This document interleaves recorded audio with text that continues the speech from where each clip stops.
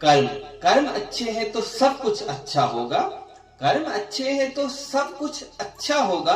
आस्था प्रभु में अच्छी है मगर सब कुछ तुम्हारे कर्म से होगा। सब कुछ तुम्हारे कर्म से होगा। सब कुछ कर्म से होता तो फिर भाग्य अवरोध क्यों होता है? भाग्य किसी का शत्रु नहीं है, भाग्य किसी का मित्र नहीं है।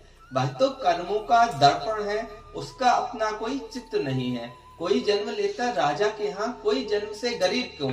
इसको बरसते पानी की बूंद से समझो। कौन सी बूंद कहाँ गिरेगी, उद्गम पवन प्रवाह बताए। भाग्य नहीं है अन्याय कहीं, कर्म स्वयं परिणाम दिलाए। कर्म स्वयं परिणाम दिलाए। कर्म को इतना छोटा न समझो, कुछ वर्षों का व्यवहार न समझो।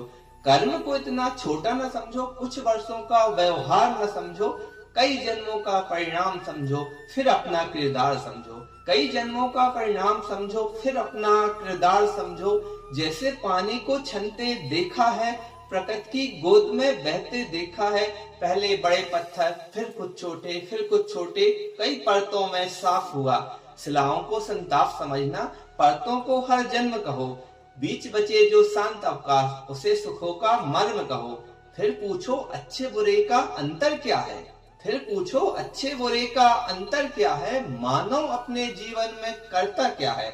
मानव अपने जीवन में करता क्या है?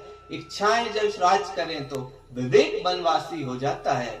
इच्छाएं जब राज करें तो विवेक बनवासी हो जाता है। लोभ जहाँ सिंहासन पाता, सत्य स्वयं सन्यासी हो जाता है। सत्य स्वयं सन्यासी हो जाता है। पूर्व कर्म जब मलिन रहे हों, बंधन भी गहरे होते हैं। इसलिए अधिकार मनुष्य के अधूरे होते हैं। इसलिए अधिकार मनुष्य के अधूरे होते हैं।